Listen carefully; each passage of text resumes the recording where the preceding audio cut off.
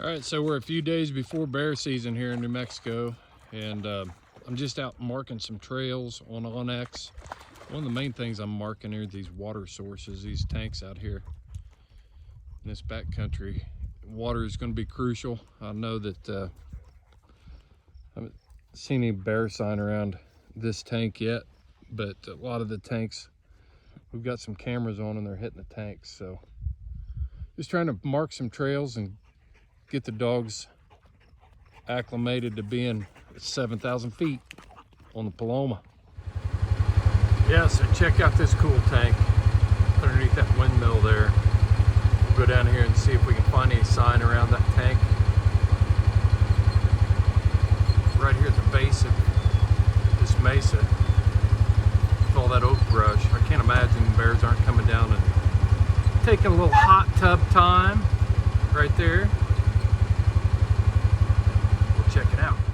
Yeah, so I just wanted to do a little short commentary in this part of the video because you know, ranchers and hunters have always had a very unique relationship.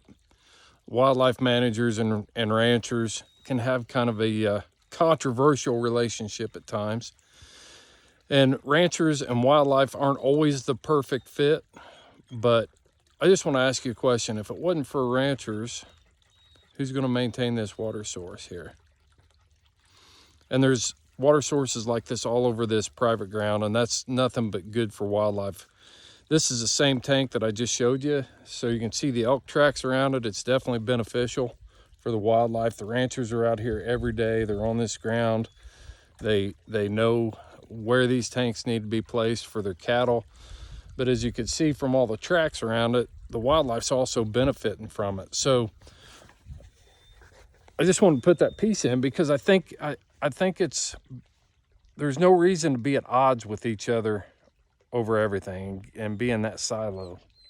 Because without the rancher needing this water source out here, right behind me is a stream bed, and I'll just kind of keep going around here so you can see it. I mean, there's a little bit of water in that thing, but we had a bunch of rain here the last few days too. But it's not a sustainable water source. I know that there are guys that are buying ranches and managing ranches for wildlife, and that's all cool too. But most of these ranches are still cattle operations, and it's just cool to see the wildlife benefiting from those ranching efforts. All right, so scouting day one. I'm looking for food sources as well. What I got going on here is a little bit of oak brush, and it just covers these hillsides. So what I'm looking for is there was a hailstorm that came through here. I mean, major, massive hailstorm a few days ago. So I'm not only looking to see if the acorns are ready, but I'm also looking to see how many are left. See how many got smoked. We got a few here. They're not even close to being ready yet. So this is one of the disadvantages of being a flatlander and trying to come out here and bear hunt, is trying to find these food sources and figure out what they're feeding on right now. I have seen some autumn olive and some choke cherry. The choke cherries look like they're getting pretty close. So we'll probably focus and try to locate as much of that as possible. Man, that sun's killing me. But yeah, I'm looking for oak brush. See what kind of berries are left on the cedar. When I was out here a month ago, these were really starting to come on good. But I'm not really seeing, oh, here we go. Some of the protected fruit is still there. Man, those are hard. All right, that's food source. I'm looking for food sources. I'm looking for water. I'm looking for sun. I'm looking for travel routes. So we got our food source, and I'm marking all these things on. I'm not gonna mark unless I just get into a friggin' buffet then I'm not going to worry about marking these sort of food sources, because they're just, I mean, you can see them, they're just all over the place. But I am marking water on my OnX, and I'm also mapping all of these trails as I go. So when I find a water source or I find a trail, I drop a pin on it, and then I can name it as a water source. And with my track, so I'm doing a couple things. I'm in the buggy, and so I'm riding the trails, and I'm mapping my own track right there on OnX, and then I'm dropping pins and marking my water sources and any other thing that's pertinent. If I find bear tracks, I'll mark those. I can take a picture of them and actually store the picture in there with it. So a lot of cool tools on OnX, and that's why I'm using it, and that's why you should too. All right, you hear me use the term box shaker. That's what it sounds like.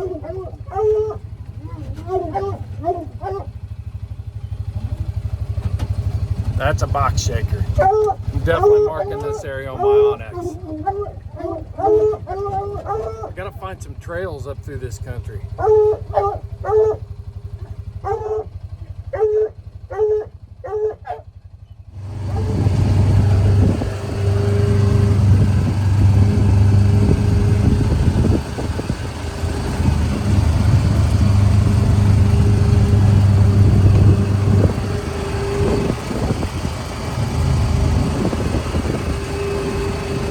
This might be a little bit loud for recording, but I got out of that bear habitat and got more down in this low range area here. Just let the dogs get some miles on them, get some miles on those feet. They're in pretty good shape. I've been riding them back home, but we're 7,000 feet here for one thing, and we don't have this kind of rock back in Indiana, and I've got no place to road them and put them on this kind of terrain. So it's a pretty unique opportunity to get some dogs legged up before bear season starts here. I've got my Garmin collars on all of them. Wish they'd get out in front of me here a little bit. So if they decide to take off too far, I mean, I'm not gonna buzz them if they just for getting out of the road, because I want them to hunt and I want them to know that they can go. But that's why I tried to wait until I got out of that real rich habitat area, that bear habitat, those bedding areas, feeding areas, stuff like that, just to let them get out and stretch out a little bit. Plus they've got enough miles on them that they really do know when we're hunting them, when we're trying to just do some exercising. So that's what I'm up to. Get them on out of here, run them through these heifers up here. I think we got some young heifers ahead of us and some more water tanks and things like that. There's a pretty good water tank right there. I already marked that one on my OnX on my way in here. So trying to get some stuff done before this bear season starts. It's gonna be a lot of fun.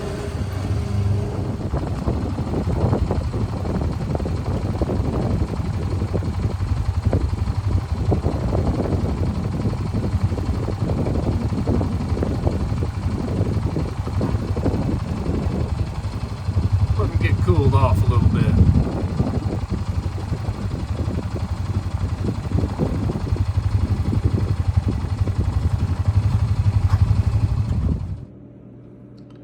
All right, so I wanted to bring you back into camp and kind of take you on a virtual tour yesterday, because I said I was out marking things on OnX. So let's go right back to the beginning.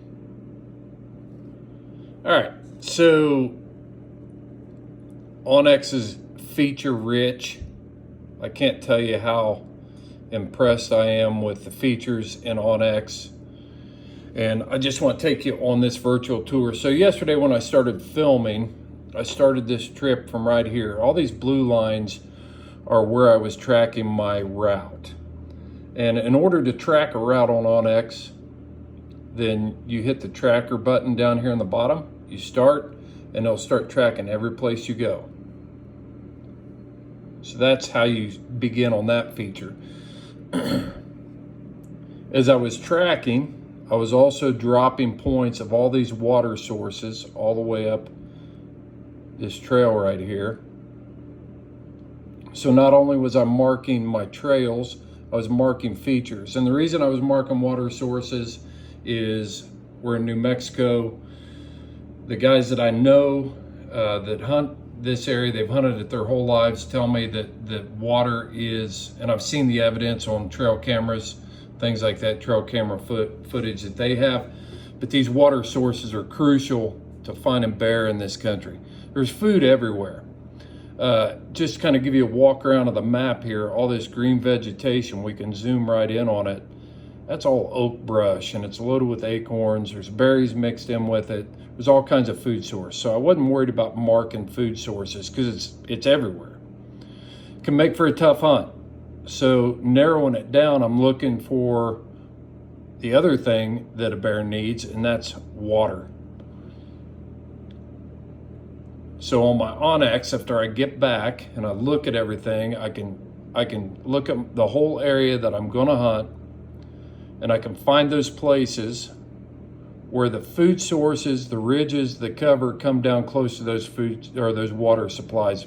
That to me is gonna tell me a bear can feed here, he can move down this ridge, he can get water, he can move back up and feed in bed. So a valuable deal. Let's look at a couple more features in OnX, and that is the different map types. This is a hybrid between a topo and a satellite imagery. This helps us see terrain features for the area. You can tell that the end of this trail where I turned around yesterday, and I got that's where I got that box shaker strike right in here. Super steep all the way around here. While I was out there, I went ahead and marked trails to access the top of this rim. So say I turn loose on this box shaker, this rig strike I got yesterday, the bear decides he's gonna go up this ridge and get in this rim rock. There's several breaks in that, several saddles, I can see them. Here's one right here, comes right up here. So without going in there and pre-scouting this and marking this trail, I'm sitting there wasting time trying to figure out how I'm going to get to the top. Now I know I can go down here, hit a trail, and I'm on top of the rim. I want to show you a cool feature. This is pretty cool. Let's go back to satellite. I want to take you 3D, and I want you to see, I'm going to take you on a little virtual trip here of what I was seeing as I went up this canyon yesterday.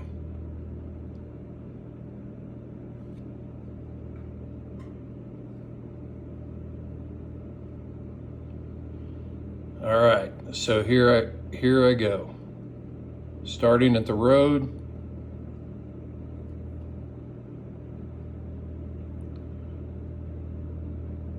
As I'm traveling up this roadway, you can see the rise in the terrain there. You can see my tracks on top.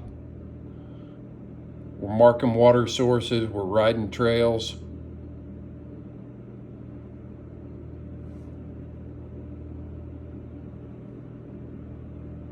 And then boom, we're going right up in this cool box canyon.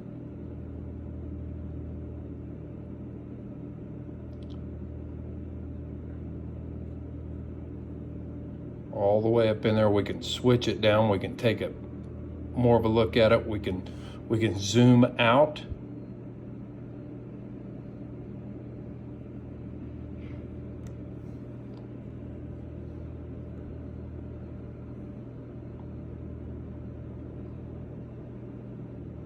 And then I can also look at this. I can save all this information in my OnX. I can sit back in Indiana and look at this. I can mark places in here where we tree bear, we find bear, you know, my routes to get into bear trees. I mean, it's just, I don't know everything that I can even do with this thing.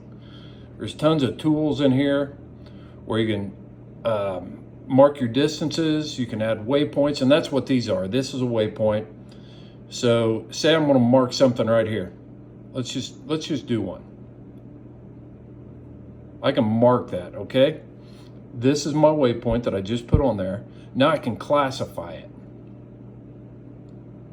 And you can see yesterday I was hitting trails and I was hitting water sources.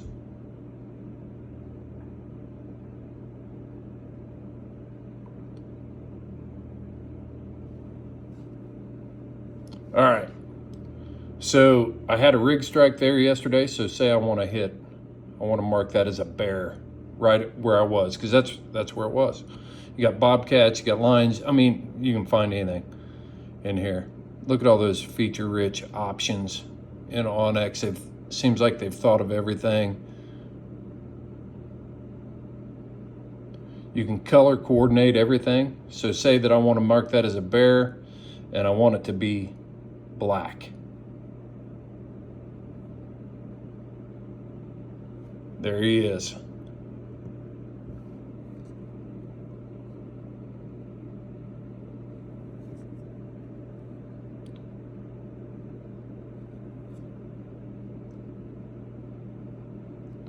I want to show you another cool feature, and you can use this feature while you're using OnX. You can actually look and see what your wind speeds and different things were for that day. So it's going to show you wind directions, prevailing winds, all kinds of cool stuff. Guys, that's why I'm choosing OnX as my pick of the week for Houndsman XP. And I got to tell you the most important thing. The reason I'm using OnX is because the premium package is around $100, or the elite package, I'm sorry. The elite package that gives you access to all 50 states is around $100. Map cards for trackers are $70 plus for one state. So with OnX, I can get all 50 states much cheaper with much better features. Come back here, open it up on the desktop, do a lot of scouting, tell my hunting stories, show guys exactly where it all happened, where it all went down. Just a really cool feature, guys. So you can go to OnX Hunt, or I'm sorry, onxmaps.com, and when you order your subscription, when you put in the promo code HXP20, you'll get 20% off. So you just knocked yourself down for all 50 states for the price of one map card. That's my pick of the week.